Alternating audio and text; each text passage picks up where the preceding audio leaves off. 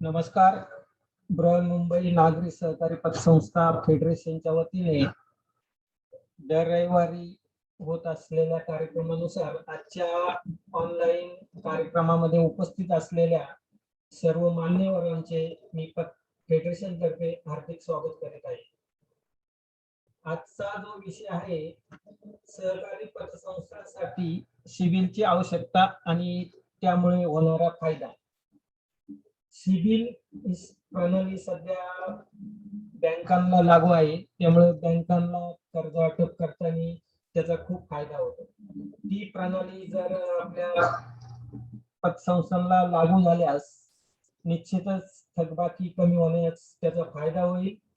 आणि ही प्रणाली काय कोपास या कंपनीकडे ही प्रणाली आहे. त्या कोपासचे वरिष्ठ अधिकारी श्री घनश्याम पाटील यांना मी विनंती करतो की आपण पतसंस्थांसाठी सिबिलची आवश्यकता आणि फायदा या विषयावर मार्गदर्शन चालू करावं.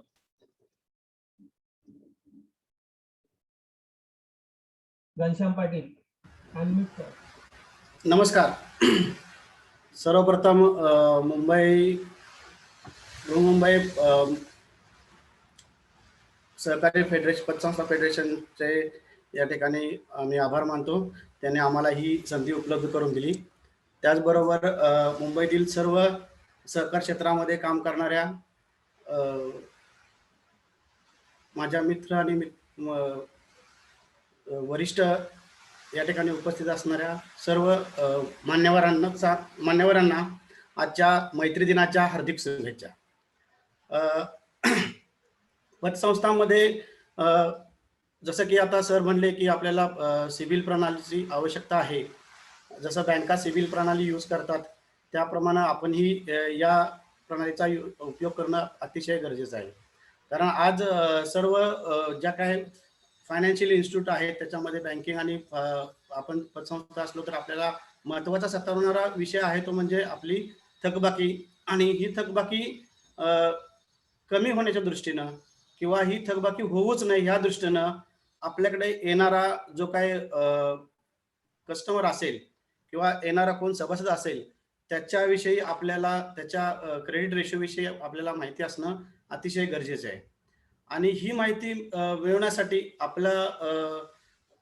आपण या ठिकाणी प्रयत्न केलेला आहे आणि हा प्रयत्न बऱ्यापैकी आपण यशस्वी होताना दिसतोय. ज्याच्यामुळं की आज आमच्या या कोपास टेक्नॉलॉजीच्या माध्यमातून महाराष्ट्रातील जवळजवळ 200च्या आसपास पतसंस्थांना आपण ही प्रणाली उपलब्ध करून दिल्या. 200 पतसंस्था असून त्यांच्या ब्रँच त्यांच्या शाखा जर पकडल्या तर साधारणतः 550 ते 600 लोकांपर्यंत आपण ही प्रणाली संपूर्ण महाराष्ट्रामध्ये पोहोचवण्याचा प्रयत्न केला आहे. यासाठी आपल्याला महाराष्ट्र राज्य फेडरेशन त्याचबरोबर महाराष्ट्राचं सहकार खातं यांनी आपल्याला सहकार्य केले आणि त्यांनी आपल्याला तशी परवानगी दिल्या. त्या पद्धतीचं आपण त्यांना पूर्ण प्रेझेंटेशन केलं होतं. परंतु या आलेल्या 1-2 वर्षाच्या कोविडच्या महामारीमुळे आपण ही प्रणाली आपल्यापर्यंत पोहोचण्यासाठी थोडासा विलंब होत गेला. परंतु आता थोडंसं सगळं जसं की आपण चालू करतोय सगळ्या गोष्टी तर आणि ज्या वेळेला आपण आता कर्ज वाटप करणार आहे तर या गोष्टीची आपल्याला अतिशय गरज पडणार आहे. आणि ही गोष्ट करत असताना आपल्याकडील संपूर्ण माहिती असेल थकबाकीदारांची पूर्ण माहिती आपण ह्या प्रणालीवरती अपलोड करणं गरजेचं असणार आहे. आता ही प्रणाली कसं काम करते किंवा या प्रणाली सिबिलचा पूर्ण सिबिल विषयी थोडक्यात मी थोडंसं तुम्हाला मी या ठिकाणी माहिती देतो. आपल्या भारतामध्ये साधारणतः 4 कंपन्या आहेत ज्या आपल्याला सिबिल प्रोव्हाइड करतात. त्याच्यामध्ये आपल्याला प्रथम कंपनी आहे ती म्हणजे ट्रान्स युनियन जी की सिबिल नावानं काम करते. जसं की सिबिलचा लॉंग फॉर्म आहे credit information bureau India limited. अशा पद्धतीने ही ट्रान्स युनियन या ठिकाणी काम करते जी की आपल्याकडे सुरुवातीपासून साधारणतः 2011 पासून आपल्याकडे ही काम करते. त्याचबरोबर एक्सपिरियन नावाची एक कंपनी आहे, तिसरी आहे एक्विफॅक्स नावाची एक कंपनी आणि चौथी आहे हायमार्क. ह्या 4 कंपन्या बँकांना आणि फायनान्स कंपन्या ज्या की रिझर्व्ह बँक ऑफ इंडियाच्या मार्गदर्शनाखाली काम करतात, त्यांना सिबिल प्रणाली पुरवतात. त्याच्यामध्ये मी सांगतो तसं की तुम्हाला की ट्रान्सयुनियन जी कंपनी आहे, साधारणतः 4 खंड म्हणजे आपल्या जगामधले 4 खंड जे आहेत, त्या 4 खंडामध्ये ही काम करते आणि आपल्या इंडियामध्ये ती सिबिल या नावाने काम करते. जिच्याकडे साधारणतः 90% वरती म्हणजे 95% आसपास डेटा आपल्या पूर्ण फायनान्शियल इन्स्टिट्यूट जे आहेत आपल्या इंडियामधला, त्यांचा पूर्ण डेटा त्यांच्याकडे उपलब्ध आहे. आणि आपण जे तुम्हाला प्रोव्हाइड करतोय सिबिल त्या थर्ड पार्टीच्या माध्यमातून, ते आपण ट्रान्सयुनियनचं करतोय. दुसरं आपण त्या आता हे झालं बँकांसाठी.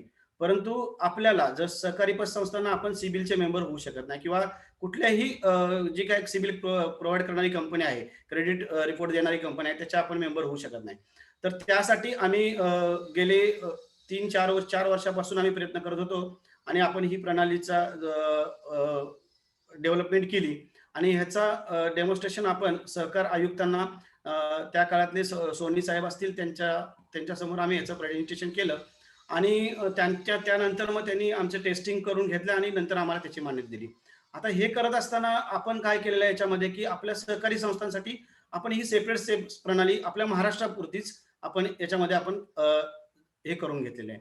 महाराष्ट्रातल्या ज्या काही पतसंस्था असतील त्यांना आपण हे दोन्ही रिपोर्ट्स म्हणजे सिबिलचा रिपोर्ट, ट्रान्सयुनियनचा प्लस आपला कोऑपरेटिव्ह, आपण ज्या काही सहकारी पतसंस्था आहे त्यांची पूर्ण माहिती त्याच्यामध्ये आपण उपलब्ध करून देतोय. तर ही माहिती याच्यामध्ये ऍड केल्यानंतर मग तुम्हाला त्याचे रिपोर्ट्स म्हणजे जसं की आपल्याला बँका आणि फायनान्स कंपन्यांची तुम्हाला माहिती हवी असेल तर ती तुम्हाला सिबिलच्या मार्फत मिळेल आणि जी काही कोऑपरेटिव्हची माहिती असेल कोऑपरेटिव्हच्या पोर्टलमधून तुम्हाला त्याची माहिती मिळेल. हे सगळं आपण एकाच विंडो खाली उपलब्ध करून दिलेलं आहे. अशा प्रकारे आपल्याला हे सिबिलचं काम होणार आहे. आता हे करत असताना ह्याचे फायदे काय होतात?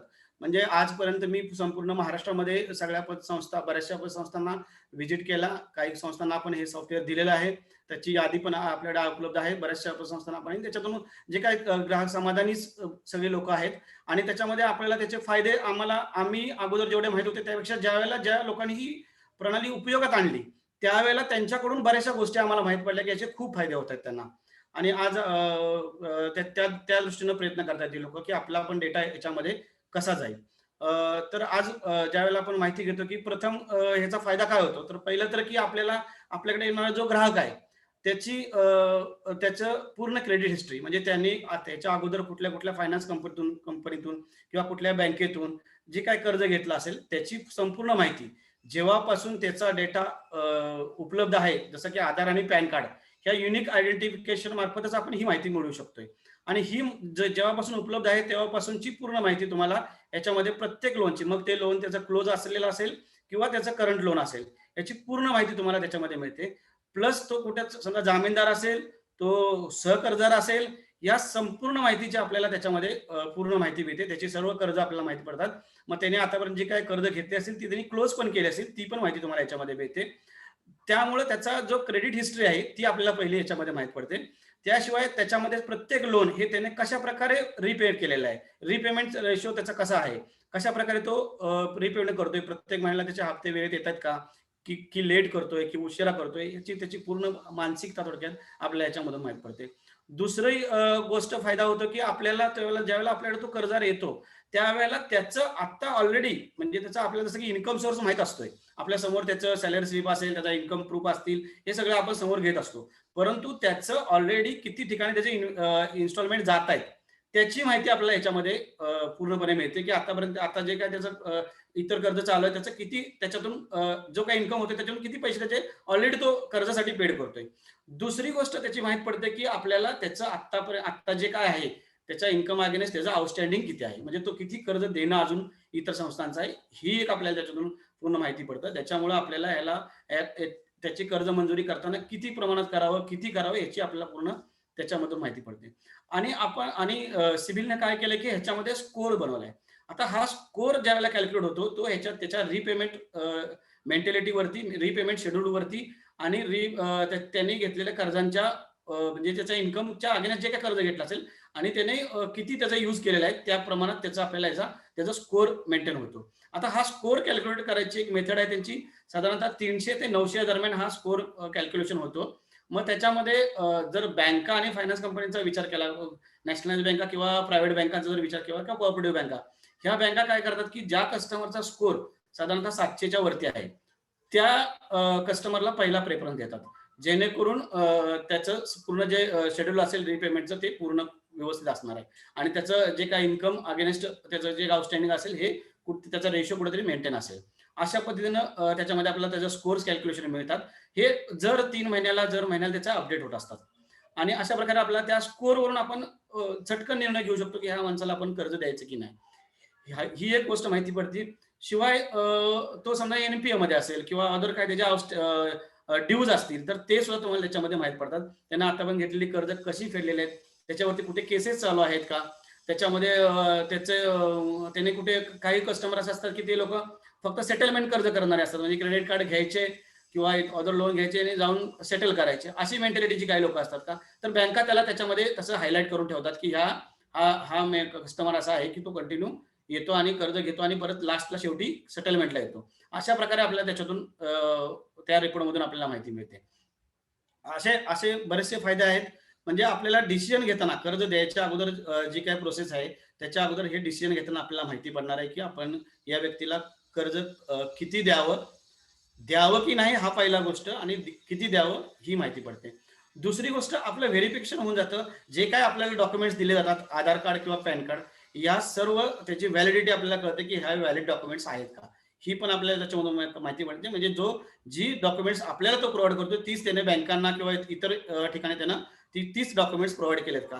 कारण आता बऱ्याच ठिकाणी असं होतं, की फेक डॉक्युमेंट्स येतात, डुप्लिकेट्स डॉक्युमेंट केलेले असतात आणि आपल्याला त्याच्यामधून आपल्याला ते व्हेरिफाय आपण करू शकत नाही.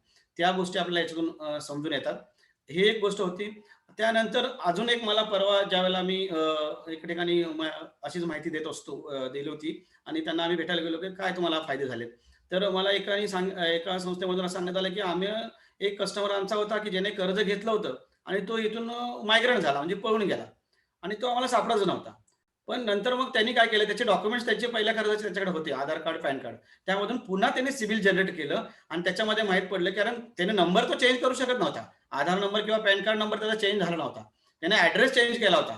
त्यामुळे त्याचा चेंज्ड ॲड्रेस होता. तो नवीन ज्यावेळेला रिपोर्ट जनरेट केला, त्यावेळेला माहीत पडलं, की हा तिथे जाऊन त्याने कारण तो कुठेतरी जाऊन दुसरीकडे जाऊन कर्ज घेतच असतो. काहीतरी तो हालचाल करत असतो. त्या पद्धतीने त्याने ती तशी प्रोसेस केली होती आणि कारण ते पतसंस्थेचं कर्ज होतं. ते कर्ज त्या सिबिलमध्ये दिसत नव्हतं. त्यामुळे तो बिनधास्तमध्ये दुसरीकडून कर्ज घ्यायचा त्याचा ऑफर केला होता. अशा प्रकारे आपल्याला त्याची म्हणजे लाईव्ह कंडिशन आपल्याला त्याच्यातून समजली. असे म्हणले आम्ही बरेचसे कर्जदार शोधून आम्ही त्यांची रिकव्हरी केली गेली.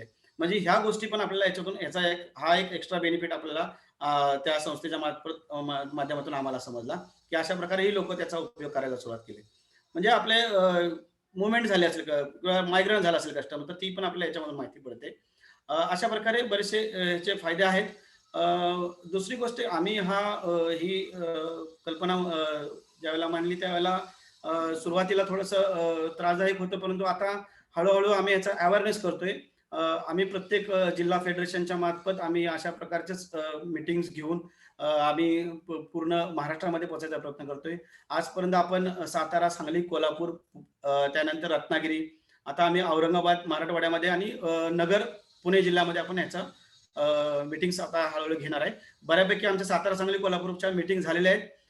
थोडंसं मध्ये ज्यावेळेला शिथिलता मिळाली लॉकडाऊनमध्ये त्यावेळेला आम्ही ह्या सगळ्या मीटिंग घेतलेल्या आहेत आणि त्या पद्धतीने आपण तिकडे आपलं बऱ्याचशा संस्था आपण त्याच्यामध्ये मोठ्या संस्था सुद्धा ऍड केलेल्या आहेत.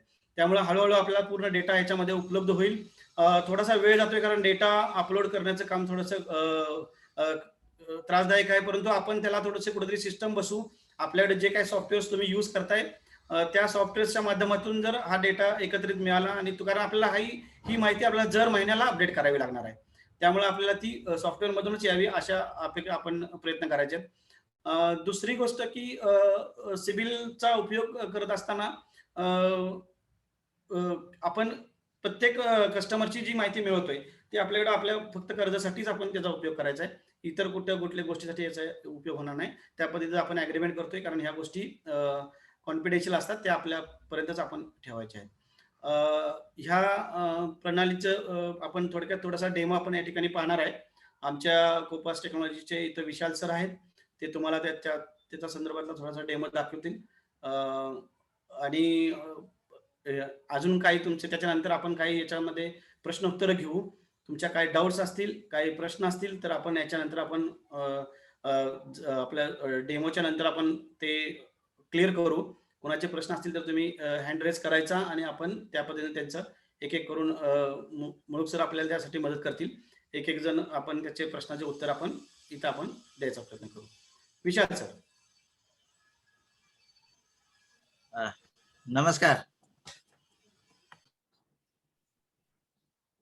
हा बोला, आवाज येतो विशाल सर. मुळूक साहेब, मला स्क्रीन शेअरिंग ची परमिशन द्या. हो दिली. तुम्ही व्हिडिओ चालू करा तुमचा. हा.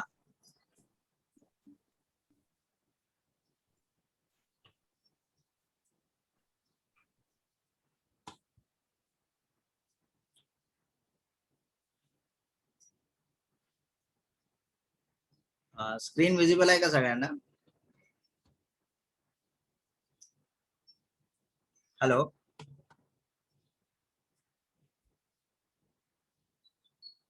स्क्रीन विजिबल आहे का सगळ्यांना? हा स्क्रीन विजिबल आहे का सगळ्यांना? आहे. ओके. बरं, माझं नाव विशाल पोळ आहे आणि मी आता तुम्हाला जे घनश्याम सरांनी आता सिबिल संदर्भात जे सांगितलंय त्या बाबतीत अजून पुढची माहिती मी देतो का ते सॉफ्टवेअर किती सोपं आहे आपल्याला वापरायला आणि त्याचे परत आणि बेनिफिट्स आपल्यासाठी किती होणार आहेत. ठीक आहे. So Kopas technologies and services private limited आमची कंपनीचं नाव आहे आणि आमच्याकडे म्हणजे ह्या सिस्टमसाठी जसं घनश्याम सरांनी सांगितलं तशी कमिशनरांची मान्यता प्राप्त आहे या सॉफ्टवेअरच्या प्लॅटफॉर्मसाठी. आमच्याकडे सॉफ्टवेअरचा जे नाव आहे ते कोबिस आहे, कोऑपरेटिव्ह बॉरोअर्स इन्फॉर्मेशन सोल्युशन म्हणून दिलं. याच्यात आपल्याला क्रेडिट स्कोअर, क्रेडिट रिपोर्ट आणि रिस्क मॅनेजमेंट सोल्युशन ही सुविधा आपल्याला याच्यामध्ये मिळणार. बरं, क्रेडिट स्कोअर नक्की काय? क्रेडिट स्कोअर म्हणजे 300 ते 900 या आकड्या दरम्यान एखादे इंडिव्हिज्युअलची इंडिव्हिज्युअलची क्षमता आहे, म्हणजे त्याचं फायनान्सशी रिलेटेड कसं म्हणजे तो बिहेवियर आहे त्याचा. म्हणजे जर का हप्ते घेतोय तर रेग्युलर घेतोय की नाही, हप्ते घेतोय तर रेग्युलर भरतोय की नाही, हे आपल्याला त्याच्यामध्ये दिसतं. आता एक मिनिमम जे आहे ते 300 आहे, पण क्रेडिट आपण ज्या वेळेला लोन कर्ज देतो त्यावेळेला त्याचा मिनिमम जो आकडा आहे तो 640च्या वर किंवा 650च्या वर असावा. 650च्या वर असं आसपास जरी असलं तर तो ऍव्हरेज मानला जाईल आणि 750 असेल तर तो एक गुड स्कोर मानला जातो. 800च्या वरती एक बेस्ट आहे, म्हणजे ह्या माणसाची पात्रता कर्ज घ्यायची, परत त्याची लोन हप्ते फेडायची पात्रता याची छान आहे असं आपण कन्सिडर करू शकतो याला. पण दुसरा आता क्रेडिट स्कोर का? क्रेडिट स्कोरमुळे कर्ज अर्जदाराची पत व कर्ज परतफेडीच्या क्षमतेबद्दल माहिती प्राप्त होते. क्रेडिट स्कोरमुळे पत पुरवठा करणाऱ्या संस्थांना कर्ज अर्जदारांचे योग्य मूल्यमापन करता येतं. यामध्ये कर्ज, आता हे जे ग्राहक पत आहे अहवालातील माहिती, यामध्ये कर्ज अर्जदारांची पूर्व घेतलेले सर्व कार्यकाजी इत्यादी माहिती मिळते. म्हणजे ज्यांचे जे जुने लोन आहेत, आता आपल्या सोसायटीमध्ये कसं एखादा व्यक्ती एखाद्या सोसायटीतनं लोन घेतो आणि एक 4 पावलं बाजूला दुसरी सोसायटी आहे, त्या सोसायटीला कल्पना नसते की ह्या व्यक्तीने बाजूच्या सोसायटीमधनं लोन घेतलंय. त्याचं म्हणजे कुठेच त्याचा रेकॉर्ड नसतो, ना त्याच्या सॅलरी स्लिप मध्ये डिडक्शन असते, ना सोसायटी याची तरतूद घेते की बाजूच्या सोसायटी अंदर एनओसी लेटर आणा. तेवढा वेळ नसतो त्यांच्याकडे. मग ऑफिस मध्ये बसल्या बसल्या ही तरतूद म्हणजे ही प्रणाली वापरून आपल्याला त्या व्यक्तीबद्दल ते माहिती मिळते की त्यांनी कर्ज घेतलंय की नाही घेतलं. आता ही प्रणाली नसल्याने काय होतं, आपण लगेच त्याला 1-2 प्रश्न विचारतो. बाबा तुझं कुठं कर्ज आहे का? तो नाही म्हणणार. आणि इन्कम किती आहे? तर एवढी इन्कम आहे. मग एवढं कर्ज मिळेल, 50,000 एक्झाम्पल 50,000 कर्ज दिला, एवढा तुझा हप्ता आहे, आपण ओके म्हणतो. पण ह्याच्यामध्ये ह्या डेटा एंट्रीमध्ये या सॉफ्टवेअरमध्ये आपण त्याचा डेटा टाकून त्याची माहिती काढली तर एक रिपोर्ट जनरेट होतो आणि त्या रिपोर्टमध्ये त्याचा कर्ज ऑलरेडी दिसतं का एक एवढी रक्कम त्याच्यावरती बोजा आहे. मग आपल्याला दुसरा प्रश्न त्याला टाकता येतो की आता तुझ्यावर एवढा कर्ज आहे, तुमचा हप्ता एवढा जातो, तुमची इन्कम एवढी आहे, तर दुसरा हप्ता घेऊन तुम्हाला परत ते भरायची तुमची पात्रता आहे की नाही. तर या पुढच्या प्रश्नासाठी आपण रेडी होतो. आणि हे प्रश्नासाठी रेडी झालो की आपण कसं फ्युचरमध्ये जे डिफॉल्टर होणार आहेत ते डिफॉल्टर रेशो आपण कमी करतो. आता हे जे आजच्या तारखेला जे आपल्या सोसायटीमध्ये जे डिफॉल्टर रेशो आहेत हे वाढले जातात. तर आपण जे कर्ज देतो परत त्यांच्या पाठीमागे आपण लागतो का ते पैसे परत करायला, आपला वेळही जातो आणि एक्स्ट्रा पैसेही त्यामध्ये इन्व्हेस्ट होतात. तर हा वेळ आणि हे पैसे आपण वाचवून हे दुसऱ्या प्रोडक्ट कामासाठी उपयोगाला आणता येईल याची तरतूद करून देईल. आता या सॉफ्टवेअर साठी आपल्याकडे जसं घनश्याम सरांनी सांगितलं, पुण्याचे जे कमिशनर आहेत, महाराष्ट्र शासन सहकार आयुक्त व निबंधक यांची मान्यता आहे. मुंबईमध्ये जे आपले DDR आहेत, जिल्हा उपनिबंधक सहकार संस्था, मुंबई 1, मुंबई 2 आणि मुंबई 4 यांचे लेटर आले आहेत. मुंबई 3 ला अप्लाय केलेलं आहे, त्यांचं पण लेटर माझ्याकडे मिळेल. म्हणजे पूर्ण मुंबई आपण कव्हर केलेलं आहे. त्यांचे सगळ्यांना आपण हे ऍप्लिकेशन दिलेले आहे आणि त्यांची मान्यता आलेली आहे आमच्याकडे. बर, आता सॉफ्टवेअर कसं वापरायचं ना, मी त्याबद्दल सांगतो. ही लॉग इन स्क्रीन आहे याची. URL बेस्ड सॉफ्टवेअर आहे, ठीक आहे. त्याचा युजर ID पासवर्ड तुम्हाला दिलं जाईल. युजर ID पासवर्ड टाकला की जे सेकंड स्क्रीन आहे ते होम पेज आहे. ते होम पेज ओपन केला की हे असं होम पेज असणार. याच्यामध्ये ट्रान्झॅक्शन मेनू हे ट्रान्झॅक्शन मेनू मध्ये जाऊन कस्टमर एन्क्वायरीला सिलेक्ट करायचं. कस्टमर एन्क्वायरी ट्रान्झॅक्शन मेनू, हे कस्टमर एन्क्वायरीला सिलेक्ट केलं की दुसरा पॉपअप पेज ओपन होतो. त्या पेज मध्ये कस्टमरची सगळी माहिती टाकायची, त्याचा first name, last name, middle name. आणि रिपोर्ट टाईप बघा, याच्यामध्ये ना सेकंड रो मध्ये सेकंड जो कॉलम आहे रिपोर्ट टाईप, या रिपोर्ट टाईप मध्ये या सॉफ्टवेअर मध्ये दोन्ही पण रिपोर्ट दिसतात, कोऑपरेटिव्ह पण आणि सिबिल पण, ठीक आहे. त्याचा ऍड्रेस टाकला, city, date of birth, mobile number, PAN card आणि आधार कार्ड ह्या दोन्ही गोष्टी कॅप्चर करणं आवश्यक आहे. परत ऑप्शन आहे आपल्याकडे वोटर ID कार्ड घ्यायचा, रेशन कार्ड, पासपोर्ट नंबर हे घ्यायचा. हे सगळे डिटेल्स टाकल्यानंतर सबमिटच्या बटनवरती क्लिक करायचं. सबमिट क्लिक केल्यानंतर दुसरा विंडो ओपन होतो. ट्रान्झॅक्शन मध्ये जाऊन कस्टमर एन्क्वायरी ऑथरायझेशन हे मेनू सिलेक्ट करायचा आहे सब टाईप मध्ये. हा मेनू सिलेक्ट केल्यानंतर आपण जे एंट्री केलेला डेटा आहे तो डेटा आपल्याला दिसतो. तो डेटा एकदा चेक करायचा, जो फीड केलाय तो डेटा आपण करेक्ट फीड केलाय का. करेक्ट फीड केलेला असेल तर त्याला अप्रूव्ह करायचं. इन केस काही चुकी असतील तर त्याला रिजेक्ट करायची, परत फिल करायचा डेटा. एकदा करेक्शन झाल्यानंतर अप्रूव्ह करायचं. अप्रूव्ह केल्यानंतर मग रिपोर्ट जनरेट होते, ठीक आहे. अप्रूव्ह केल्यानंतर ही अशा प्रकारची स्क्रीन आपल्या समोर येते.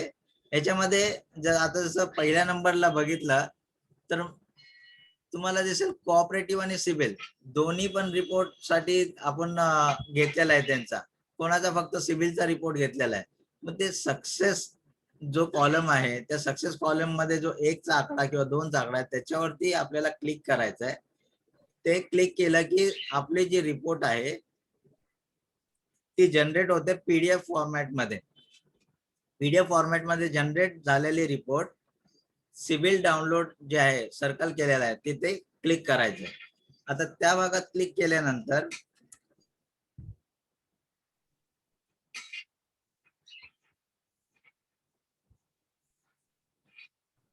या अशा प्रकारचे रिपोर्ट आपल्याला जनरेट होते. ही ट्रान्स युनियनची, जसं घनश्याम सरांनी सांगितलं होतं, ही ट्रान्स युनियनचे सिबिल रिपोर्ट आहे ज्यांच्याकडे 90% डेटा अवेलेबल आहे क्रेडिट स्कोरचा. आता ही जी रिपोर्ट आहे हे जे RBI गव्हर्न्ड आहे किंवा RBIच्या इन्स्ट्रक्शन खाली जे काम करतात त्यांच्या त्या फायनान्शियल इन्स्टिट्यूटचा रिपोर्ट इथे आपल्याला मिळतो. आता याच्यामध्ये जसं कस्टमरचं नाव, number, date of birth, Aadhaar card आणि 2 ऍड्रेस आहेत बघा, एक करंट ऍड्रेस आहे आणि एक त्याचा परमनंट ऍड्रेस आहे ते खालच्या बाजूला. तर एखाद्याने नवीन ऍड्रेस जर चेंज केलेला असला आणि त्याने एन्क्वायरी जर टाकली लोनसाठी, तर नवीन ऍड्रेस कॅप्चर होतो. जसं मगाशी घनश्याम सरांनी सांगितलं होतं का, जे ऍब्स्कॉन्डिंग असतात, जे डिफॉल्टर होऊन ऍड्रेस बदलतात, ते कुठे ना कुठे लोनसाठी अप्लाय करायला जातात. ते मग ते अप्लाय करायला गेल्यावर ते लोक तिथे प्रेझेंट ऍड्रेस ज्या वेळेला देतात, ते प्रेझेंट ऍड्रेस कॅप्चर होतो. असे आपले जे पळकुटे जे आहेत तेही आपण कॅप्चर करू शकतो. आपण त्यांनाही शोधायला आपल्याला ना हे सॉफ्टवेअर आपल्याला हेल्प करते. सेकंड जे कॉलम आहे त्याच्यामध्ये credit report summary. Credit report summary मध्ये हे सगळे लोन दिसतात. त्याचे आता 6 लोन आहेत, त्याच्यामध्ये 3 पेंडिंग आहेत, 3 भरलेले आहेत. मग अशा याच्या असं म्हणजे पूर्ण बायफिकेशन आहे. आता किती हप्ता, किती लोन, किती बोजा त्याच्यावर आहे, किती करंट बॅलन्स आहे, किती ओव्हरड्यू आहे, भरले किती, लाईफ किती आहेत आणि डिफॉल्टर किती आहेत. स्कोर्स नेक्स्ट आहे स्कोर. स्कोर दोन्ही प्रकारचे दिसतात या रिपोर्ट मध्ये. एक पर्सनल लोन स्कोर दिसतो आणि दुसरा क्रेडिट विजन रिस्क स्कोर. म्हणजे एक पर्सनल लोन साठी आणि दुसरा तर कमोडिटी लोनचा, म्हणजे आपले बजाज फायनान्स वगैरे जे फायनान्स करतात ह्या लोनचा पण स्कोर आणि आपले पर्सनल अनसिक्युअर्ड लोन दोन्ही पण आपल्याला इथे दिसतात. हॅलो सर, एक मिनिट, दिसत नाहीये याच्यामध्ये स्क्रीन रिपोर्ट दिसतंय की नाही तुम्हाला? नाही दिसत आहे?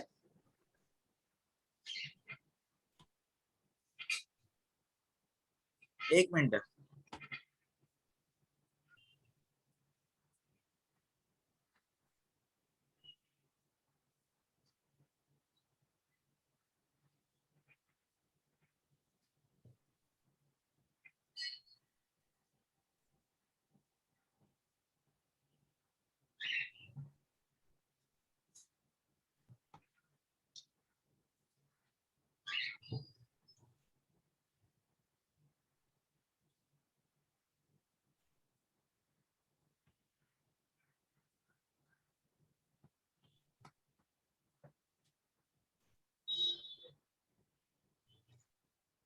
आता दिसते?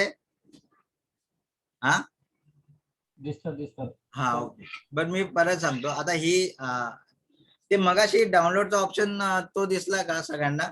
रिपोर्ट कुठे डाउनलोड कसे होते पीपीटी मध्ये?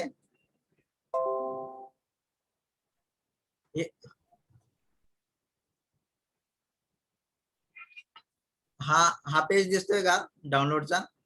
हो. हा, मग इथे सक्सेस मध्ये आपण क्लिक केल्यानंतर हा डाउनलोडचा पेज, सिबिल डाउनलोडची रिपोर्टचा ऑप्शन येतो, तिथे आपण डाउनलोड करतो आणि आपल्याला ही रिपोर्ट जी मी सांगितली ती रिपोर्ट दिसते आपल्याला. एक मिनिट थांबा, मी ते ओपन करतो.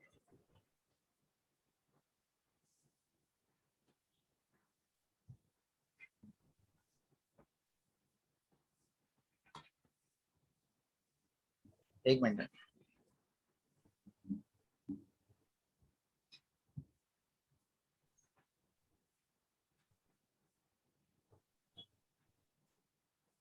हा, हे आता रिपोर्ट दिसते? दिसतोय. हा, बर. ह्या रिपोर्ट मध्ये बघा, जसं मगाशी सांगितलं तसं नाव, नंबर, त्याचा नवीन मोबाईल नंबर आणि त्याचा परमनंट आणि नवीन ऍड्रेस. हे खालच्या ह्याच्यात नवीन ऍड्रेस दिसतो, वरती ह्याच्यात त्याचा परमनंट ऍड्रेस हा झाला. ही क्रेडिट स्कोर. आता ह्या व्यक्तीचे 6 लोन आहेत, त्यातले 3 लाईव्ह आहेत, 3 क्लोज केले आहेत. म्हणजे टोटल त्यांनी किती लोन घेतलेत, किती क्लोज केले, किती पेंडिंग आहेत, त्याचा टोटल सँक्शन अमाऊंट किती, बॅलन्स किती, ओव्हरड्यू किती, हे सगळे आपल्याला इथे माहिती मिळते.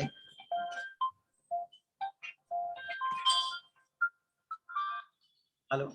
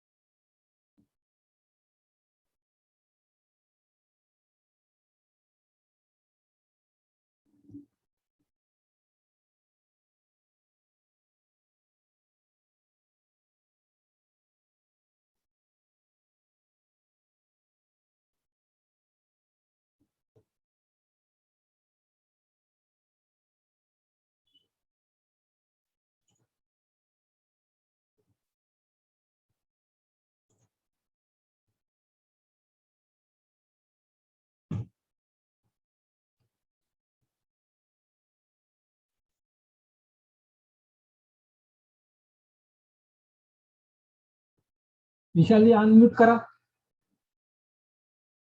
आवाज येत नाही. तुम्ही हा unmute करा. ठीक आहे.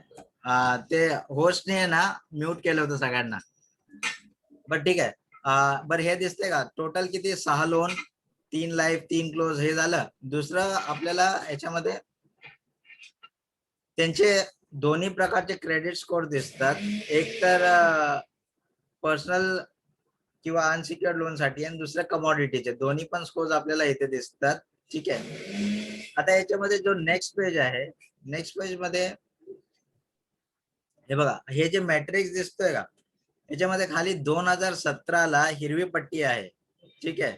त्या हिरवी पट्टी ते आपल्याला सांगते का ह्या व्यक्तीने लोन रेग्युलर भरलं होतं. नंतर पिवळी पट्टी आहे म्हणजे लेट भरत गेला आणि नंतर लाल पट्टी आहे. तर ते लाल पट्टी म्हणजे कसं त्यांनी लोन हप्ते भरायचे थांबवले. तर हे आपल्याला इथे समजतं का ह्याने डिफॉल्ट केलं या लोनचं. असेच ते सगळ्या लोनची त्याची इथे आपल्याला माहिती भेटते का त्याची भरायची किती रेग्युलर तो भरतोय ते.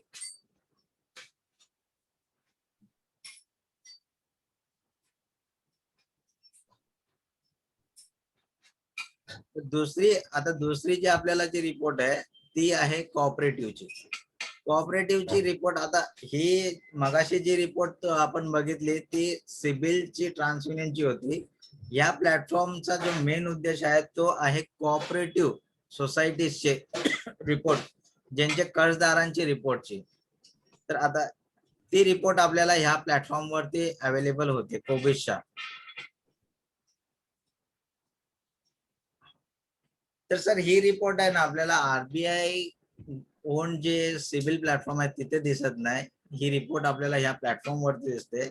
या प्लॅटफॉर्म मध्ये जे सोसायटी निधी आणखीन जे आपले जे मल्टी स्टेट्स वगैरे आहेत ह्यांचे डेटा ह्यांचे कर्जदारांची लिस्ट आपल्याला ह्या रिपोर्ट मध्ये दिसते.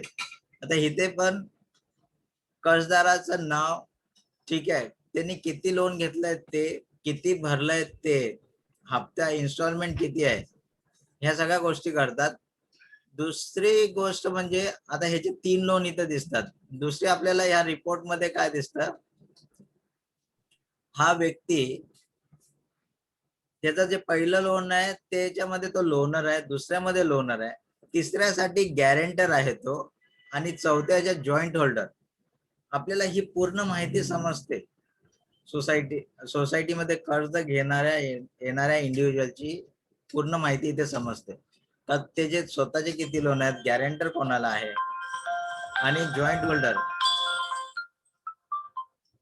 हॅलो हॅलो हा स्क्रीनवर दिसतेत ना स्क्रीन. हा हे ठीक आहे. तर ह्याच्यामध्ये लोनर आहे गॅरेंटर आहे जॉईंट होल्डर आहे हे आपल्याला सगळं समजतं येते.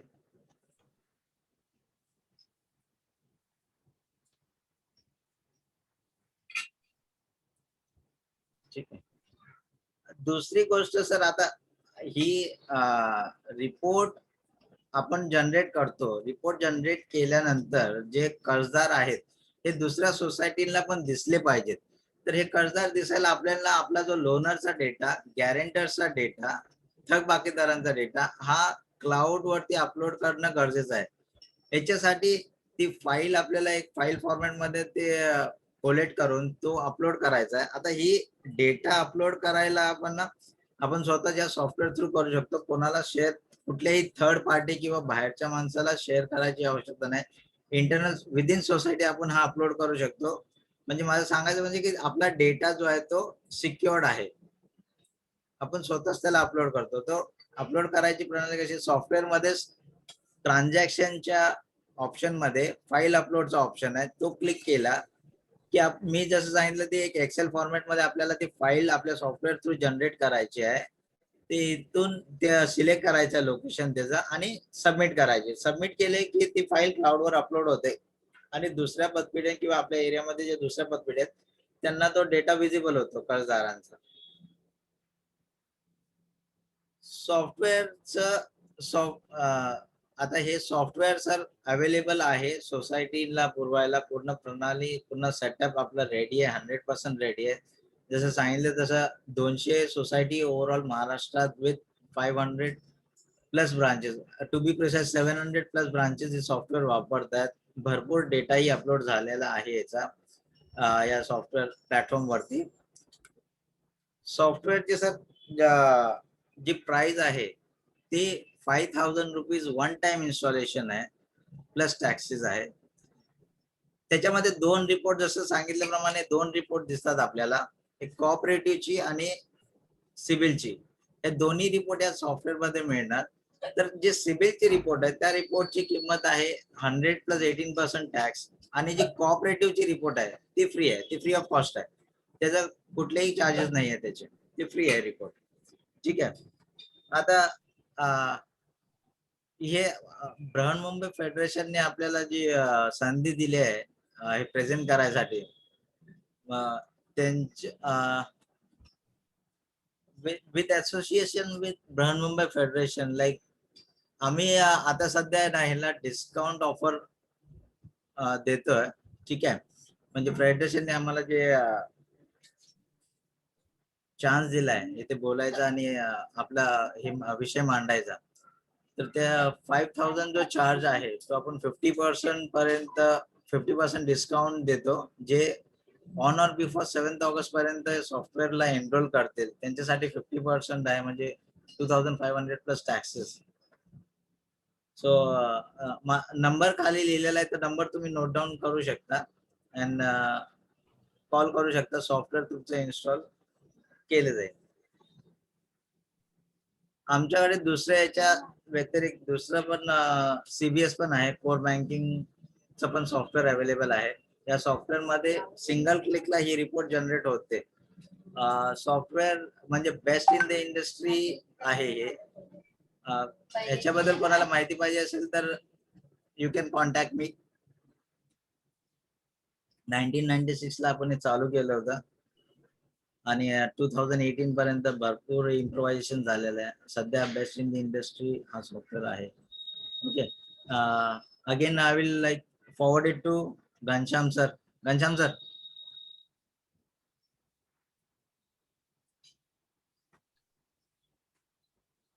the floor is open for question and answers. झालं का तुमचं? झालं? Yes. ओके. स्क्रीन शेअर काढा तुमचं. Yeah.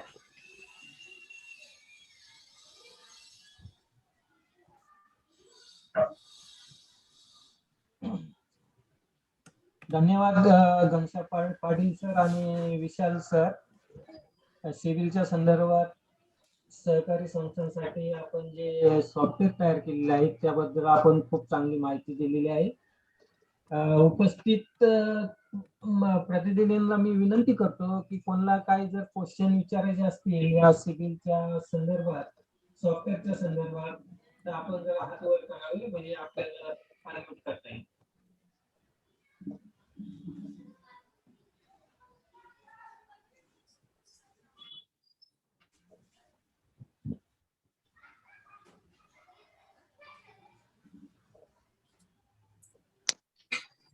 विचारा ना भाई सावंत सर, विचारा. ऐकायला येतंय? हो हा, येतोय. येतोय.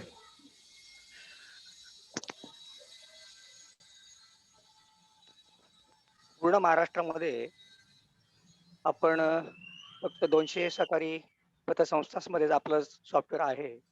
बरोबर. आपण मुंबई पुरता जरी विचार केला तरी 31 मार्च 2000 पर्यंत कार्यरत असणाऱ्या संस्था ते 1620 आहेत. आणि मुंबई पुरताच विषय मी बोलतोय. कर्जदाराने कुठेही जरी कर्ज घेतलं नसेल आणि जर त्याची माहिती आपल्याला पाहिजे असेल तर ती माहिती आपल्याला त्या सॉफ्टवेअरवरती मिळणार नाही, असं एकंदरीत माहितीवरून मला असं वाटतंय.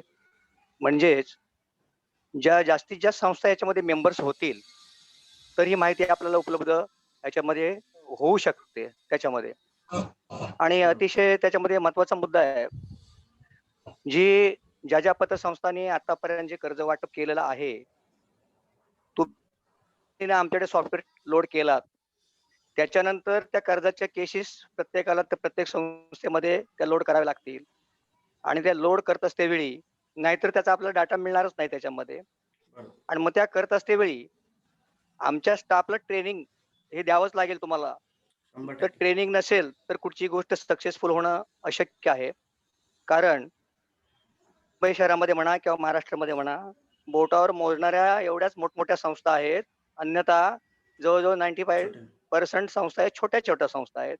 त्याच्यामध्ये तुम्ही ऑनलाईन ट्रेनिंग म्हणा, किंबहुना प्रत्यक्ष ट्रेनिंग म्हणा, त्या संदर्भात तुमची काय व्यवस्था आहे, हे लोकांना सांगितलं पाहिजे. प्रश्न सॉफ्टवेअरच्या पैशाचा नाहीये. आम्हाला 2,500 मध्ये मिळू दे, नाहीतर 5,000 मिळू दे, 10,000 मिळू दे, तो प्रश्न नाहीये. तुम्ही एक वेळ आमच्याकडे सॉफ्टवेअर दिल्याच्या नंतर ती तुम्हाला आम्हाला परमनंट सर्व्हिस तुम्हाला द्यायची आहे. ती तुम्ही आम्हाला कशी देणार? त्याच्याबद्दल विश्लेषण होणं अत्यंत जरुरी आहे. दुसरा विषय, कर्जदाराचा डाटा जो आज त्या डेटपर्यंत आहे. सॉफ्टवेअर घेतल्यानंतर तोपर्यंत डाटा आपण लोड केल्याच्या नंतर पुन्हा आपण कर्जदाराला कर्ज देतो. त्यावेळेस तो डाटा लोड करावा लागेल. येणाऱ्या अडचणीच्या संदर्भात, स्टाफला ट्रेनिंगच्या संदर्भात किंवा तुमच्या ऑनलाईनच्या संदर्भात तुमच्याकडे काय व्यवस्था आहे ती तुम्ही सांगितली पाहिजे. आणि सर्व संस्था जास्तीत जास्त सभासद झाल्या तरच आपल्याला त्याच्यामध्ये डाटा आम्हाला त्याच्यात उपलब्ध होईल असं मला वाटते. जर तुमच्या 200 संस्था आता उपलब्ध असतील तर ज्या संस्था सभासद नाहीयेत तिथे आम्हाला तो डाटा उपलब्ध मिळणारच नाही असं मला वाटतंय त्याच्यामध्ये. या संदर्भात आपण थोडीशी माहिती प्रथम द्यावी. सर, पहिली गोष्ट की आपलं जे हे सॉफ्टवेअर आहे ते जसं विशेष सरांनी सांगितलं की युआरएल बेसवरती काम करतं, म्हणजे ऑनलाईन आहे. बरोबर. म्हणजे आम्ही ह्यासाठी सर्व्हिस पूर्ण महाराष्ट्रातच काय पूर्ण जगामध्ये आपण कुठेही देऊ शकतो ऑनलाईनच्या मग त्याच्यामध्ये ट्रेनिंगचा पार्ट असेल किंवा येणारे प्रॉब्लेम्स असतील त्याच्यामध्ये. हे प्रॉब्लेम्स आपण कुठूनही म्हणजे कुठेही जगामध्ये कुठेही जिथं सॉफ्टवेअर हे इन्स्टॉल असेल तिथं आपण देणार आहे. दुसरी गोष्ट, डेटा अपलोड करायचं खूप मोठं ह्याच्यामध्ये काम नाहीये. आपण एक एक्सेल फॉर्मेट बनवलेला आहे, स्टँडर्ड फॉर्मेट आहे, जे सगळ्या संस्थांसाठी सेमच असणार आहे. त्यामुळं आणि जे सिव्हिलनं आपल्याला त्या पद्धतीचा डेटा देतो तसंच आपण सेम फॉर्मेट बनवलेला आहे. आणि त्या फॉर्मेटमध्ये बँका जसं किंवा फायनान्स कंपन्या डेटा अपलोड करतात त्याच फॉर्मेटमध्ये आपल्याला डेटा अपलोड करायचा आहे. आता ही गोष्ट समजा छोट्या संस्थांना किंवा मोठ्या संस्थांना जर ज्यांच्याकडे समजा कर्जदार जास्त आहेत त्यांना ही वारंवार करायचे. तुम्ही जसं म्हणताय बरोबर आहे अगदी की प्रत्येक महिन्याला आपल्याला तो डेटा अपलोड करावा लागणार आहे. कारण प्रत्येक महिन्याला त्या कस्टमरचा आउटस्टँडिंग हे कमी होत जाणार आहे किंवा काही लोन क्लोज होणार आहेत, नवीन लोन त्याचे अपलोड होणार आहेत तर किंवा नवीन डिस्बर्समेंट आपले होणार आहे. तर ती प्रत्येक महिन्याला आपण एक डेट ठरवत असतो. साधारणतः बँका 1 ते 10 तारखेच्या दरम्यान हा डेटा अपलोड करतात. त्याच पद्धतीने आपण एक शेड्यूल ठरवणार आहे आणि त्याप्रमाणे आता आपण त्याचं चालू केलेलं आहे. यातल्या साधारणतः एक 30-40 संस्था आम्ही जे फॅक्ट आहे ती तुम्हाला सांगतो. जरी आमच्याकडे 200 संस्था मेंबर झाल्या त्याच्या 30-40 संस्था ज्या आहेत त्या आपल्याला सध्या डेटा अपलोड करून दिलाय त्यांनी. त्या डेटा अपलोड करायला सुरुवात केला. त्याच्यामध्ये काय प्रॅक्टिकली काम आता चालू झालंय आपलं. आणि दुसरी गोष्ट म्हणलं की तुम्ही की सगळेजण याच्यामध्ये सभासद होणं गरजेचं आहे. अगदी तुमचा महत्वाचा विषय आहे. आम्ही ह्या संदर्भात सहकार खात्याशी आम्ही बोलत होतो की आपण हे कंपल्सरी करा, कंपल्सरी सगळ्यांना करा जेणेकरून आपण हे करू शकतो. परंतु ज्यावेळेला ह्या गोष्टीवरती आपण महाराष्ट्र फेडरेशनचे काही संचालक होते, आपल्या मुंबईतल्या बऱ्याचशा पतसंस्थांचे काही लोक होती, ज्याच्यामध्ये त्यांच्याकडून असं म्हणणं आलं की अजून आमच्या लोकांना याचा अवेअरनेस नाही. म्हणजे की हे सिव्हिल कसं काम करतं. बऱ्याच ग्रामीण भागामध्ये असेल किंवा अगदी मुंबईतल्या पण काही लोकांना आपल्याच जे फायनान्स मध्ये इन्स्टिट्यूट मध्ये काम करतात पतसंस्थांमध्ये त्यांना सिव्हिल विषयी पुरेपूर माहितीच नाही. तर तो अवेअरनेस करा सुरुवातीला आणि नंतर मग तुम्ही आम्ही काही ज्या वेळेला ह्याच्यातल्या काही संस्था त्याच्यामध्ये ऍड होतील आपण त्याच्यामध्ये रिपोर्टिंग व्यवस्थित व्हायला चालू झालं. कमीत कमी एक एरिया ठरवा आणि एक एरिया टार्गेट करा आणि त्या एरियावरती तुम्ही काम करायला चालू करा जेणेकरून तिथल्या आता थोडक्यात तुम्हाला सर सांगतो की आम्ही एक थोडस पायलट प्रोजेक्ट म्हणून आम्ही सांगली जिल्ह्यामधला वाळवा तालुका आहे, तुम्हाला जर माहित असेल तर वाळवा तालुक्यामध्ये आपण जेवढ्या संस्था आहेत तिथल्या त्या सगळ्या संस्थांचा डेटा 80% आपण तिथल्या संस्था सगळ्या कव्हर केल्यात, ज्याचा डेटा आपण अपलोड केलाय. ज्याच्यामुळे त्या तालुक्याला आम्ही टार्गेट का केलं की त्या तालुक्यामधला कर्जदार हा इकडे तिकडे कुठे जात नाही, त्याच तालुक्यामध्ये कुठेतरी कर्ज घ्यायला जात असतो. त्यावेळेला मग पटापट असं समजून आलं की त्या माणसाचे रेकॉर्ड्स आपल्याला दिसायला लागलेत.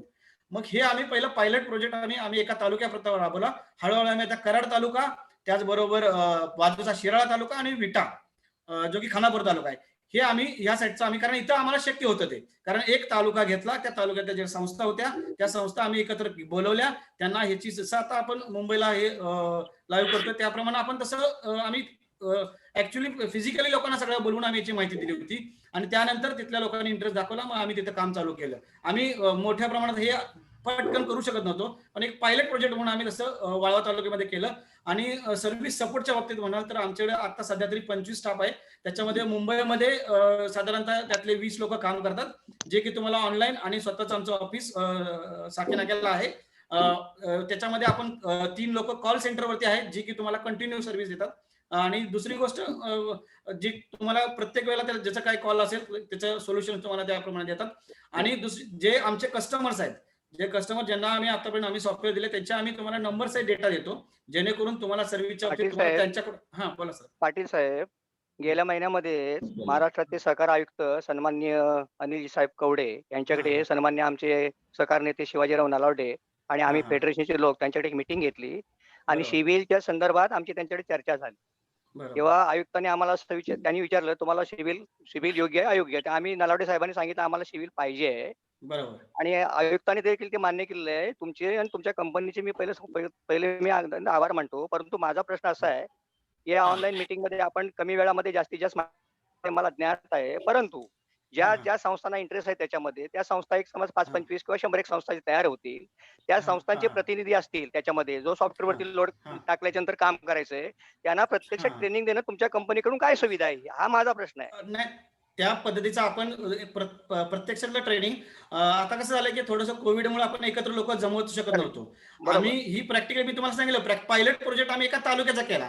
आता यानंतर आपण वार्ड वाईज मुंबईमध्ये आपल्याकडे वार्ड आहे, त्या वार्ड वाईज संस्था किंवा एक एरिया घेऊ आपण. समजा अंधेरी ईस्ट असेल तर अंधेरी ईस्टच्या सगळ्या संस्था बोलवू, ज्या तिथल्या हेड ऑफिस असणाऱ्या त्या सगळ्या आपण तिथे एकत्र बोलवू, त्यांना आपण तिथं ट्रेनिंग देऊ आणि तिथलं काम करायला. आणि आम्ही कसं केलंय, एरिया वाईजच डिस्ट्रीब्युशन. आमचा एक माणूस, समजा आपण central railway station central railway पकडली, त्याच्यामध्ये काही स्टेशन आपण पकडले, तो माणूस त्याच एरियापुरतं काम करतो. आता आम्ही ज्यावेळेला इतर महाराष्ट्रामध्ये करतोय त्यावेळेला कसं होतं की आम्हाला तालुका, जिल्हा किंवा गाव ह्या गोष्टी आपल्याला हे होतात आणि हे करू शकतोय, आपण टार्गेट करू शकतोय. पण मुंबईमध्ये थोडंसं विस्कळीत होतंय, त्यामुळे थोडंसं आम्हाला मॅनेज करायला वेळ जातोय.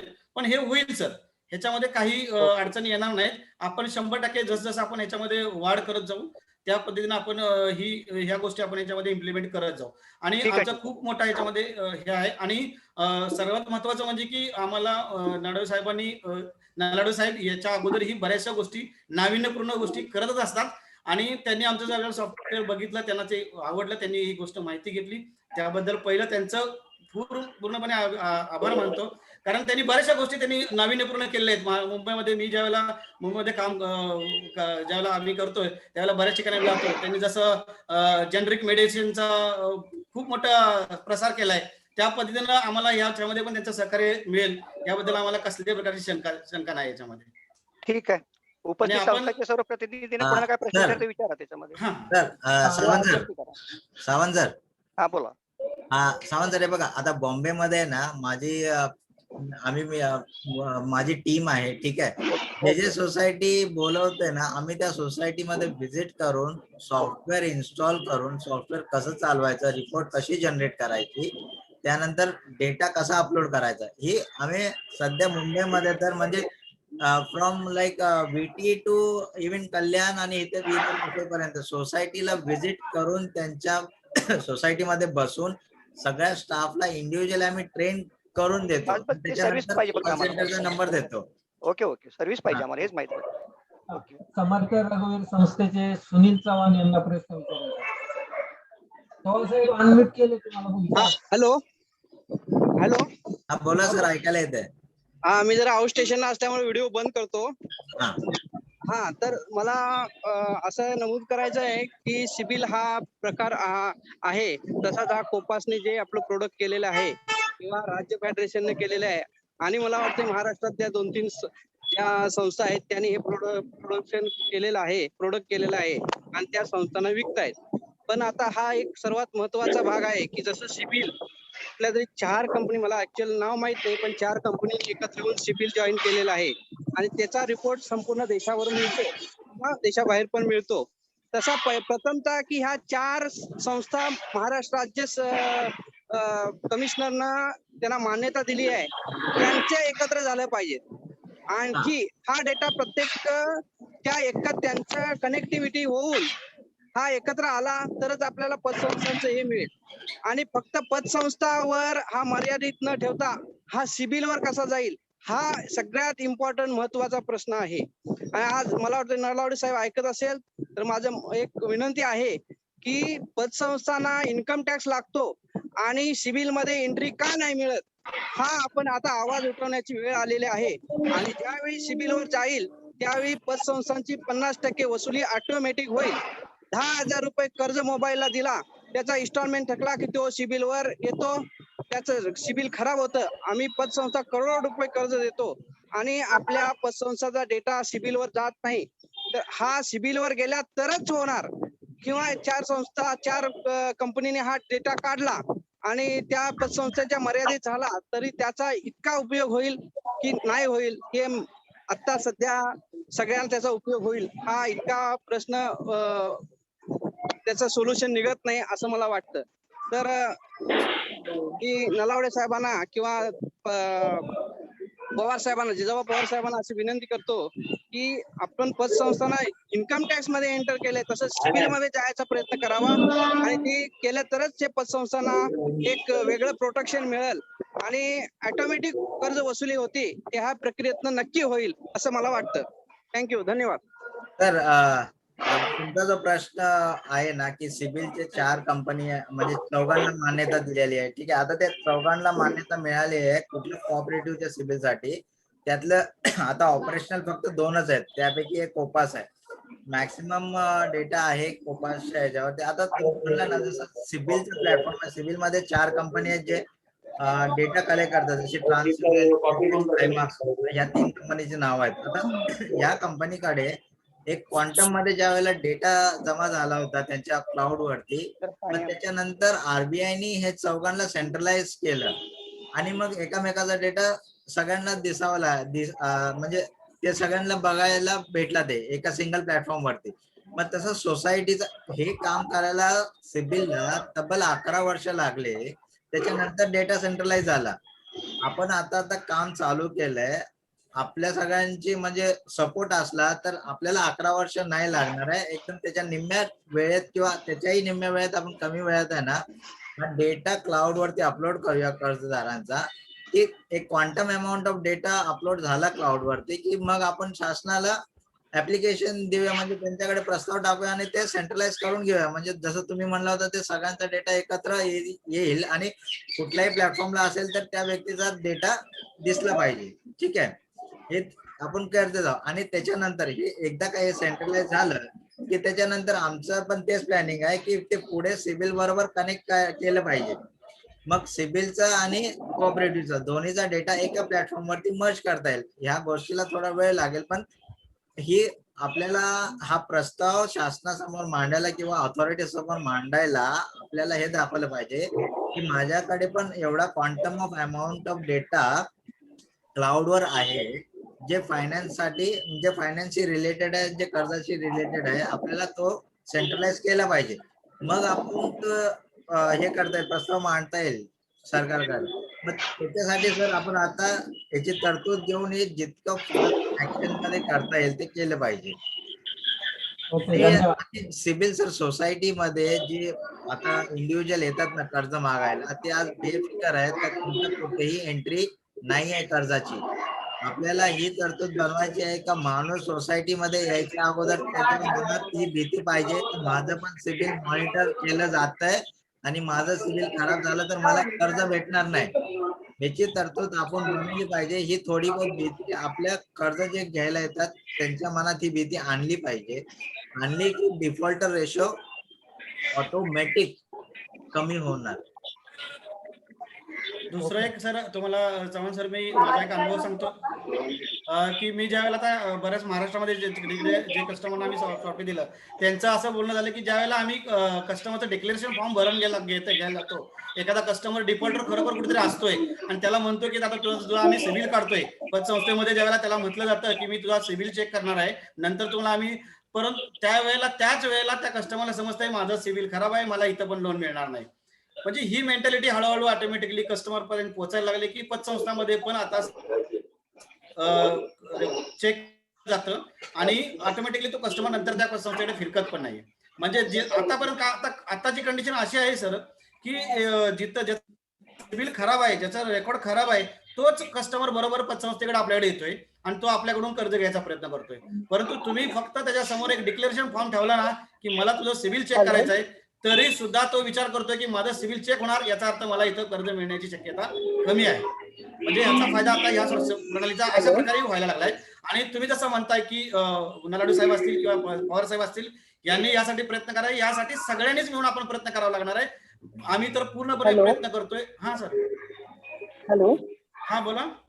नमस्कार. बल्लाळेश्वर सहकारी पतपेढी मधून सुजाता रोकडे बोलते. हा, सर, बोला. कोपासच्या माध्यमातून तुम्ही हे जे सिबिल सॉफ्टवेअर आलेलं आहे हे खरोखर वाखाणण्याजोगं आहे. आता याच्यामध्ये सहकारी संस्था जेव्हा शेअरिंग ऑफ द इन्फॉर्मेशन करतात त्या घाबरतात की माझा जर डाटा आहे, जर मी तो इतर संस्थांबरोबर शेअर केला तर माझा ग्राहक जो आहे तो चोरला जाईल किंवा माझ्या ग्राहकाबरोबरचा व्यवहार आहे तो इतर संस्थाही त्यांच्या त्या ग्राहकाबरोबर व्यवहार करायला सुरुवात करतील.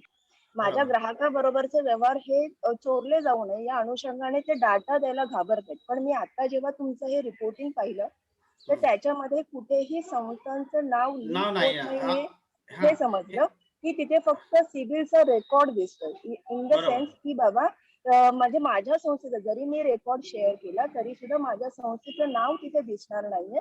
परिणामी जर जास्तीत जास्त संस्थांनी जर याच्यामध्ये सहभाग घेतला तर आपण थकीत कर्जदारांचं प्रमाण कमी करण्यासाठी याचा वापर करू शकतो. ही इन्फॉर्मेशन थोडीशी समजली, ती खरोखर वाखाणण्याजोगी आहे. Thank you very much. Thank you. Right madam. CIBIL report मध्ये आपण केवायसी साइन करतो. जसं बँकेमध्ये पण ज्या वेळेला केवायसी अकाउंट ओपन केलं तर आपण बँक एक फॉर्म देते केवायसी करताना, ज्याच्यामध्ये कस्टमरची आयडेंटिफिकेशन ही गुपित ठेवली जाईल. ठीक आहे, आपण ते प्रॉमिस करतो कस्टमरला. मग सिबिल रिपोर्ट मध्येही आपण काय दाखवतो, कस्टमरचं नाव, आपल्याला काय माहिती करायचं आहे का ह्या व्यक्तीने ह्याच्या अगोदर कोणाकडनं कर्ज घेतलंय का, ह्याच्या अंगावरती बोजा आहे का, आहे तर तो किती आहे आणि तो व्यवस्थित भरतोय की नाही भरतोय. मग त्या रिपोर्ट मध्ये आपण तेवढंच दाखवतोय तर त्याचा अगोदर हा बोजा आहे, व्यवस्थित भरतोय की डिफॉल्टर आहे. आपल्याला एवढीच माहिती पाहिजे त्या सॉफ्टवेअर तर्फे. मग सोसायटीला असं म्हणा की त्यांनी जर डेटा जरी शेअर केला, आता डेटा हे अपलोड करायची पण आम्ही सुविधा त्या सॉफ्टवेअर थ्रूच केलेली आहे. तुमचा डेटा तुमच्या सोसायटीच्या बाहेर जात नाही, तुम्ही स्वतःच ती फाईल बनवता आणि स्वतः तुमचा स्टाफ तो अपलोड करतो. बघा, आता ते पीसी मध्ये मी बघायला गेलो तर मला ते नाव दिसल विशाल पोळ म्हणून, मला वाचता येतं कम्प्युटरमध्ये. पण ज्या वेळेला ते क्लाउडवरती अपडेट केला जातो तो एन्क्रिप्टेड असतो. मग त्यामध्ये म्हणजे विशाल पोळ हे कुठे दिसत नाही. ठीक आहे, ते एन्क्रिप्टेड डेटा असतो, डेटा सिक्युअर्ड आहे. आणि आता माझा जर डेटा मी टाकला क्लाउड वरती, त्याच्यानंतर माझी डिटेल्स माहिती करायला त्या व्यक्तीकडे माझं पूर्ण नाव, माझा नंबर, माझा आधार कार्ड, माझा पॅन कार्ड, ठीक आहे, या सगळ्या गोष्टी पाहिजेत. या सगळ्या गोष्टी एकत्र एका प्लॅटफॉर्मवर टाकल्या तरच तो डेटा माझा फ्लॅश होणार, माझा रेकॉर्ड फ्लॅश होणार. आणि बाहेर बसल्या बसल्या आधार कार्ड, पॅन कार्ड, नाव, नंबर, ऍड्रेस, ज्या ज्या आपण फॉर्म मध्ये भरतो डेटा कॅप्चर करायला, ते सगळं भेटत नाहीये. मग ते तेवढं इझी नाही आहे डेटा कोणाचाही हॅक करायला किंवा एखाद्या सोसायटीचा डेटा दुसऱ्या सोसायटीनं माहिती मिळेल तसं. आणि it is secured, it is very much secured. Your madam, data is absolutely secure ma'am. Madam दुसरी गोष्ट अशी की आपण ह्याच्यामध्ये आपलं संस्था आणि आमची कंपनी ह्याच्यामध्ये पण ऍग्रीमेंट आपण बनवतोय, ज्या ऍग्रीमेंटच्या माध्यमातून आपण एकमेकाशी पूर्ण बांधले जातोय की आम्हाला तुम्ही जो डेटा देताय तो सेक्युर्ड असेल आणि तो आम्ही कुठेही शेअर करणार नाही अदर थिंगसाठी.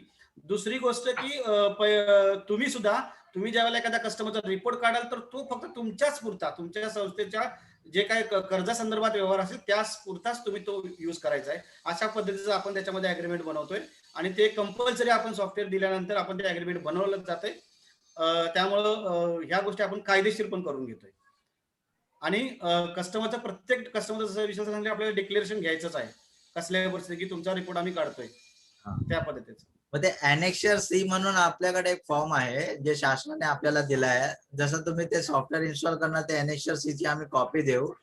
सिबिल चेक करायच्या अगोदर आपल्याला त्या क्लायंटची सिग्नेचर त्या फॉर्म वरती घ्यायची, म्हणजे त्याची ती मान्यता आहे का मी अप्रुव्हल देतो तुम्हाला माझं सिबिल चेक करायला. मग ते प्रत्येक फाईल बरोबर ते अनेक्शर सी साइन करून आपल्याला ते फाईल मध्ये ठेवायची आहे ती कॉपी. Any other question? विचारायचं आहे का कोणाला?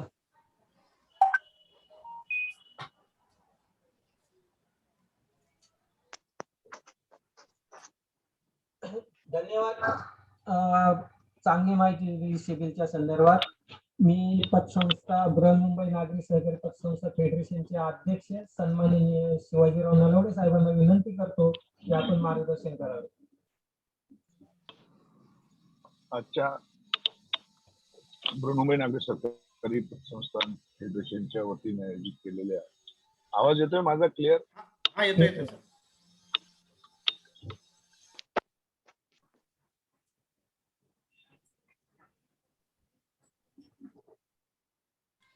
अनम्यूट करा.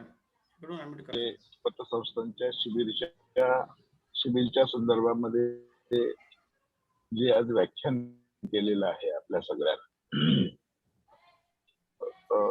त्या संदर्भामध्ये त्याच्या समारोपकापुढे आपण आता आहोत आणि आमचे फेडरेशनचे श्री भाई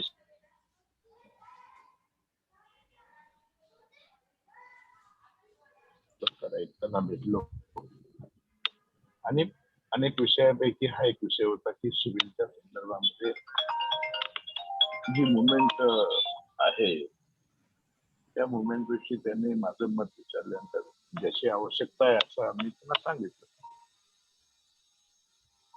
मी पूर्ण लेक्चर ऐकलं.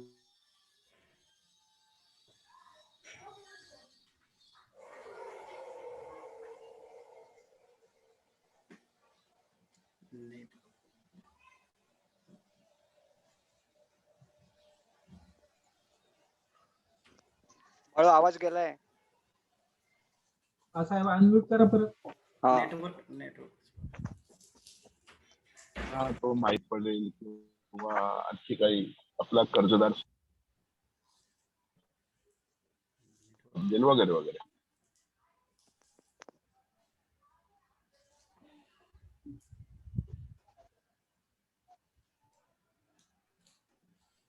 साहेबांचं नेटवर्कचा काहीतरी इश्यू आहे. नेटवर्कचा इश्यू. हो. ट्रॅव्हलिंग करताय सर. हो.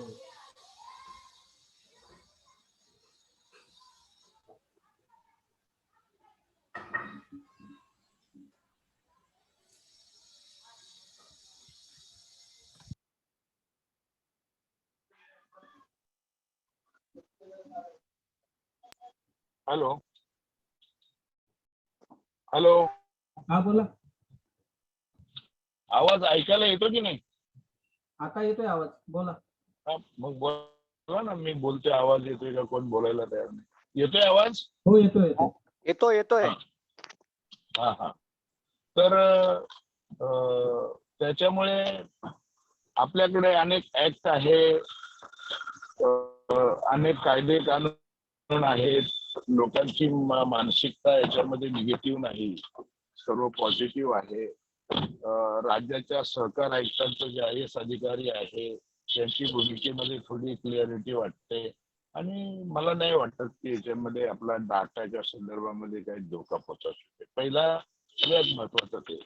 दुसरी गोष्ट म्हणजे आपल्याला राज्यातल्या 16-17 हजार ज्या नागरी पतसंस्था आहे, 6-7 हजार सॅलरी अर्नर पतसंस्था आहे वगैरे वगैरे, या सगळ्या संस्था जोपर्यंत 100% या संकल्पनेमध्ये सामील होत नाही तोपर्यंत पतसंस्थांसाठी सिबिलची संकल्पना यशस्वी 100% होईल असं वाटत नाही, असं जे अनेकांचं मत आहे तेच माझं मत आहे.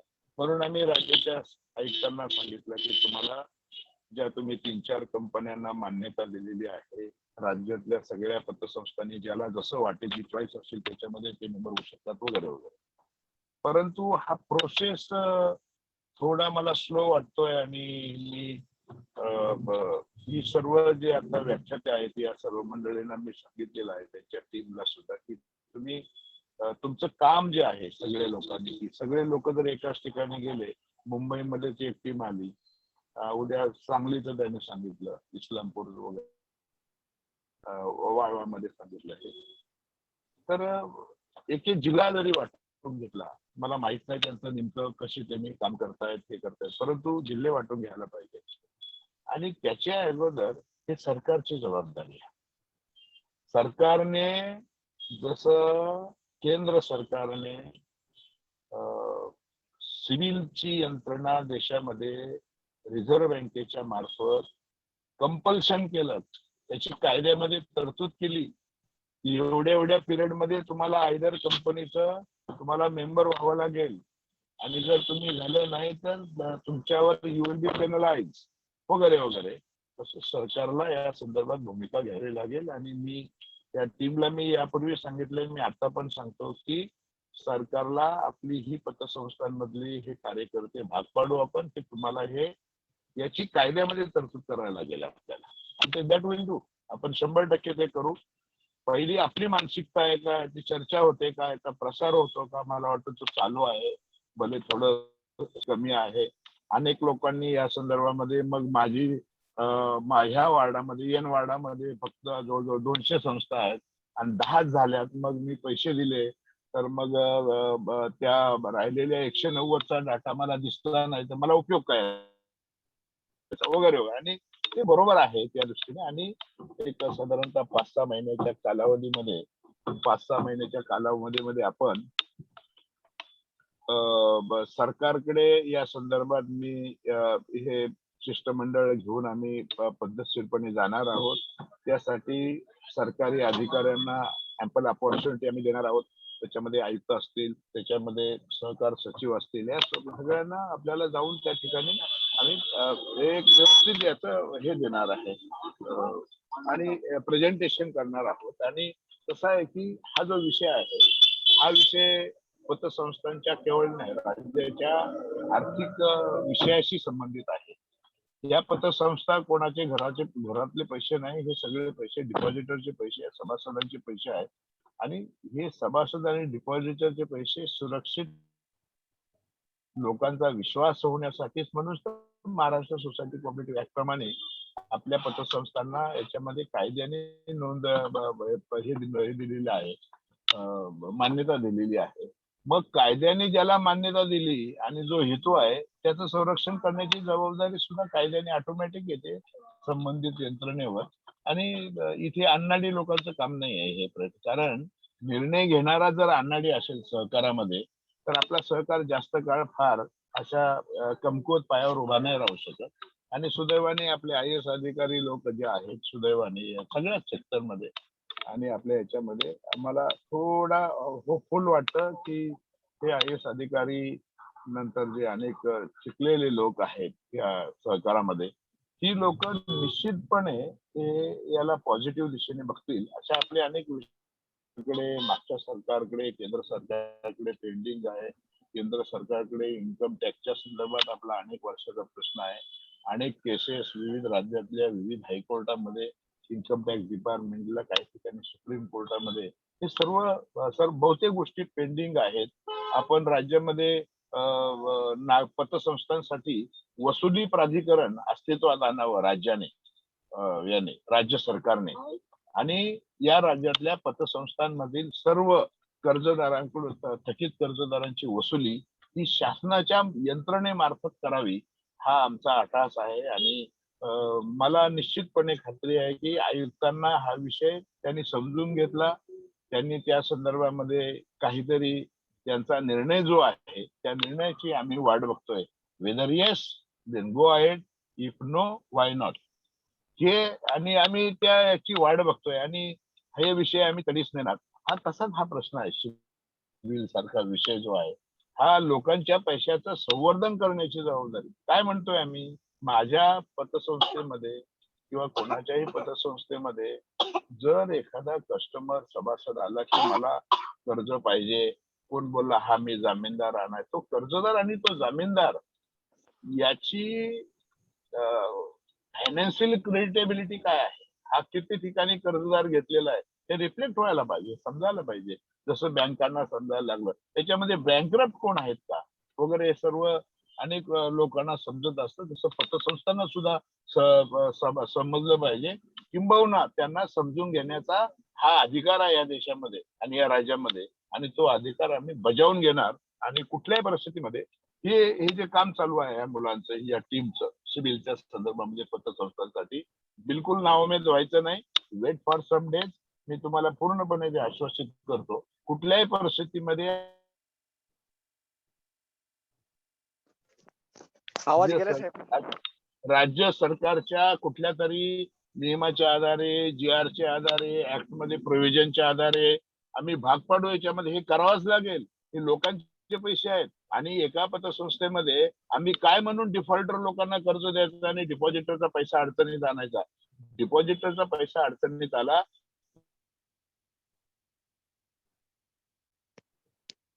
ताण येतो, शासकीय यंत्रणेवर ताण आला की मग ऑडिटर लोकांनी, आवाजाचा काय प्रॉब्लेम झालाय? हॅलो, मध्ये मध्ये तुटतोय आवाज. हा, तर हे कसं काय होऊ शकतं? ऑडिटर काय करत होते? मग कर्ज कसं काय दिलं गेलं यांनी? त्याची परतफेडीची क्षमता पाहिली की नाही? त्याचं उत्पन्न काय होतं? तो किती ठिकाणी कर्ज होता ही बघण्याची काय यंत्रणा नाही. आणि निश्चितपणे न्यायदेवता सुद्धा या देशामध्ये शाबूत आहेत आणि आपल्याला संपूर्ण ह्या गोष्टी ज्ञानावर अवलंबून आहेत. आणि आपण फार जरी काही शिकलेलं नसलो तरी किमान ग्रॅज्युएट असणारी लाखो लोक या राज्यामध्ये संपूर्ण यंत्रणेमध्ये आहे आणि त्यांच्याकडून फार मोठ्या माफक अपेक्षा आणि कोणीतरी नवीन काहीतरी करत असतं याच्यामध्ये. असे अनेक टप्पे आपल्याला पार पाडायचे. आणि माझ्या माहितीप्रमाणे पतसंस्थांमध्ये जे आश्वासक पावलं उचलली जातात राज्यामध्ये, हे या कार्यकर्त्यांसाठी हा एक आशेचा किरण आहे. डिपॉझिटरसाठी अत्यंत सुरक्षिततेची अशी भावना आहे. आपला तिसरा पेंडिंग इश्यू आहे जो सरकारने, जो आता येईलच केव्हा तरी आपल्या या वेबिनार मध्ये चर्चेला, की याच्यामध्ये आपल्याला जसं बँकांना 5 लाख, डिपॉझिटरला 5 लाख रुपयाचं संरक्षण देण्यात आलेलं आहे, त्याच धर्तीवर आपल्या सुद्धा पतसंस्थांना, ठेवीदाराला 5 लाख रुपयापर्यंत संरक्षण देण्यासारखा बँकांसारखा कायदा, डिपॉझिट इन्शुरन्स गॅरंटी कॉर्पोरेशन सारखा पतसंस्थांना सुद्धा राज्य सरकारने करण्यासाठी हे काम करावं लागेल. केवळ आपल्याला पतसंस्थांकडून हे काढू आणि त्याच्यामध्ये बँकांसारखी व्यवस्था नसेल तर ही यंत्रणा पुरी पडू शकत नाही. परंतु काहीच नसताना काहीतरी कोणतरी करतोय, सरकार करतोय, आयुक्त करतोय. मला वाटतं ह्या विषयाकडे अशा पॉझिटिव्ह दृष्टीने तो पण दिवस येईल की आपल्याला जसं बँकांमध्ये 5 लाख रुपये सुरक्षित आहेत, तेव्हा कुठल्याही पतसंस्थेमध्ये पैसे ठेवले तुमचे 5 लाख रुपयापर्यंत असेल किंवा जो काही आकडा असेल, हा पैसा सुरक्षितच आहे. लोकांचे पैसे या राज्यामध्ये, या देशामध्ये कायद्याने सुरक्षित ठेवण्याची जी किमया ही फक्त सहकारातले कार्यकर्ते करू शकतात आणि त्याच दिशेने आपलं पाऊल आहे असं मला वाटतं. मला पुन्हा एकदा ह्या विषया संदर्भामध्ये आपले 3-4 विषय जे ऐरणीतले आहेत त्यातला हा एक महत्वाचा विषय आहे आणि मी याच्यामध्ये जवळजवळ 100-125 लोक याच्यामध्ये पार्टिसिपेट झालेले दिसले मला, की आपल्याला ही चळवळ आपल्याला वाढवायला पाहिजे. वार्डाची जबाबदारी केवळ ते बिझनेस करतात म्हणून त्यांनीच करायचं. कार्यकर्त्यांनी सुद्धा, आता तर मी बृहन्मुंबई नागरी सहकारी पतसंस्था फेडरेशनच्या वतीने या सर्व 20-21 जेवढे कुठले वार्ड आहेत त्या वार्डांमध्ये कोण काम करतोय ह्या सिव्हिलच्या संदर्भामध्ये मेंबरशिप करून घ्यायची, कुठल्या 4 पैकी त्याची माहिती घेऊ. माहिती घेतल्यानंतर कोण लोक यांच्यापर्यंत हे झाले त्याचा प्रोग्राम तयार करू. त्या पतसंस्थांचं एका ठिकाणी शिबिर भरायचा प्रयत्न करू. आम्ही या टीमला मदत करू आणि ही संपूर्ण यंत्रणा याच्यामध्ये कशी सामील होईल या पतसंस्था आणि याच्यामध्ये ऑटोमॅटिक या राज्यातल्या जनतेला खऱ्या अर्थाने कशी मदत होईल आपल्या या चळवळीतून. आणि स्वर्गवासी वसंतदादा पाटील साहेब जरी शिक्षणाने कमी असले त्यावेळेला लोकांचा त्यांच्यावर विश्वास होता. लोक ते सांगेल ते करत होते. त्याच्यामुळे दादांना कमी शिक्षण असले तरी खऱ्या अर्थाने सहकार मर्ची होते. सातारा जिल्ह्यामधून ज्या वेळेला देशाचे पंतप्रधान, उपपंतप्रधान आपले, किती मोठी उंचीची माणसं ह्या राज्यामध्ये सातारा, सांगली या भागाने दिली आणि त्यांना काही आडो आले नाही. काळ बदललेला आहे, कलियुग आहे वगैरे असं म्हटलं जातं. कोणी कोणावर विश्वास ठेवायला तयार नाही, कारण त्याच्या पाठीमागची पार्श्वभूमी पण तशीच आहे. लोक बोलतात एक, करतात एक. प्रत्येक गोष्टीमध्ये प्रत्येक व्यक्तीला याच्यामध्ये राजकारण दिसतंय. हा कुठल्या पक्षाचा, तो कुठल्या, म्हणजे अशा खदरूड विचारसरणीची माणसं या सरकाराला न्याय देऊ शकत नाही. परंतु तुमच्यासारखे कार्यकर्ते असल्यामुळे निश्चितपणे आज न उद्या निश्चितपणे या चळवळीला निश्चितपणे चांगलं यश मिळेल आणि या पतसंस्था खऱ्याच कॉमन माणसासाठी उभ्या राहिल्या, काम करतात.